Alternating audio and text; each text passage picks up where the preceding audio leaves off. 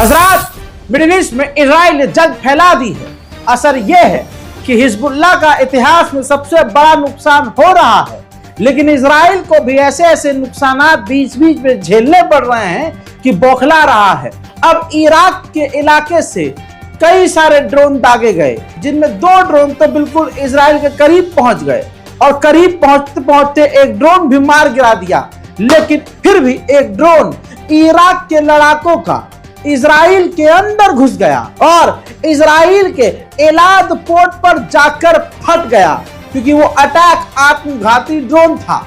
बताना चाहूंगा कि इजराइल ने पूरी कोशिश की कि इन ड्रोन्स को रोका जाए, लेकिन इन ड्रोन्स को इजराइल न रोक सका और इजराइल के अंदर ये ड्रोन घुस गए। साथ ही जब ये ब्लास्ट होता है तो कहा जा रहा है कि कई लोग घायल भी हुए हैं और उस इलाके में नुकसान भी हुआ है, पोर्ट पर नुकसान भी हुआ है इजराइल के। देखिए एक्सक्लूसिव तस्वीरें।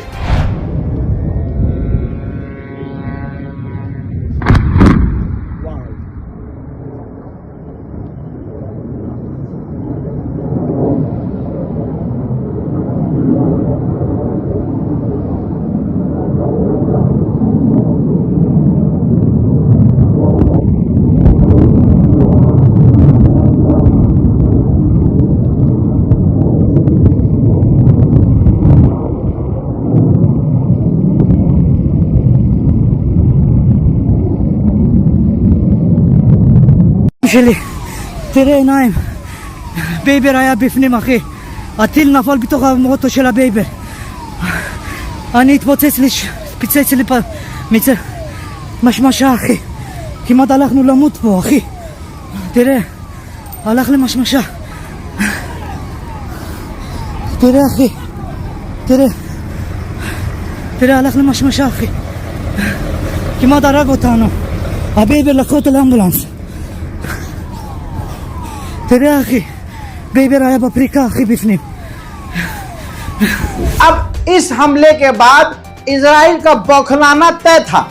इजराइल ने इस हमले पर कहा, हम सोचेंगे कि इराक पर इसकी जवाबी कार्रवाई करे कि नहीं करे, क्योंकि इजराइल इस वक्त पूरा फोकस लेबनान पर कर रहा है। पिछले 24 घंटे में कुछ ऐसी चीजें हुई हैं जिसकी वजह से ये क्लियर हो गया है कि हिजबुल्लाह भी पीछे हटने का नाम नहीं ले रहा है। अभी तक इतिहास में हिजबुल्लाह ने कभी डायरेक्ट इजराइल की राजधानी तेल अवीव पर हमला नहीं किया था, लेकिन इजराइल के इलाके मूसाद के दफ्तर पर हिजबुल्लाह ने दाग दी। देखिए वहां मिसाइल पहुंचे, गिरे ना गिरे, लेकिन उस इलाके को निशाना बनाकर इजराइल के उस इलाके पर हमला करने के लिए टारगेट लॉक करके मिसाइल लॉन्च कर रही एक बड़ी हिम्मत का काम था।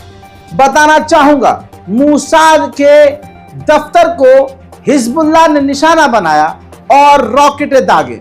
कई सारी रॉकेट को इजराइल रोकने में कामयाब हुआ, पूरी एड़ी चोटी का जोर लगाकर, लेकिन फिर भी इजराइल के आसमान के ऊपर तेल अवीव के ठीक ऊपर पहुंचने में हिजबुल्लाह की एक मिसाइल कामयाब हो गई। बस कुछ सेकंड पहले ऊपर से पीछे तक का जोर लगाकर इजराइल ने उस मिसाइल को रोक दिया और इस मिसाइल को रोकते रोकते इजराइल की आंखें बाहर आ गई।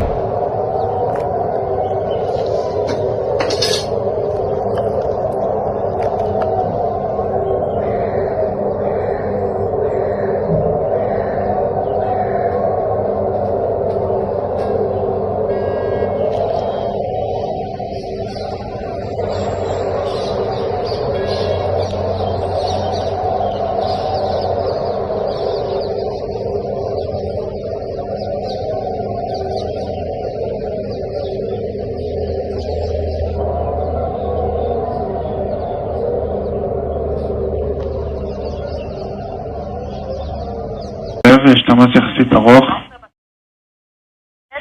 קיבלתי. מטרה מועסקת שלו. כן, הולכים להראות את זה עם תלה, תכירו?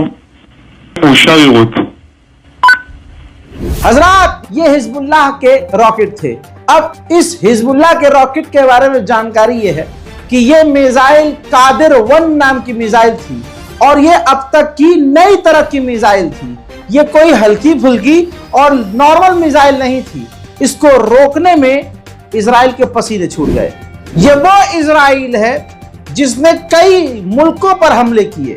फिलिस्तीन पर हमलावर है, मिसाइलें दाग रहा है, हवाई हमला कर रहा है। वेस्ट बैंक में गाजा मिटा दिया है उसने। इसके अलावा इराक सीरिया में हवाई हमले करता रहता है, रॉकेट दागता रहता है।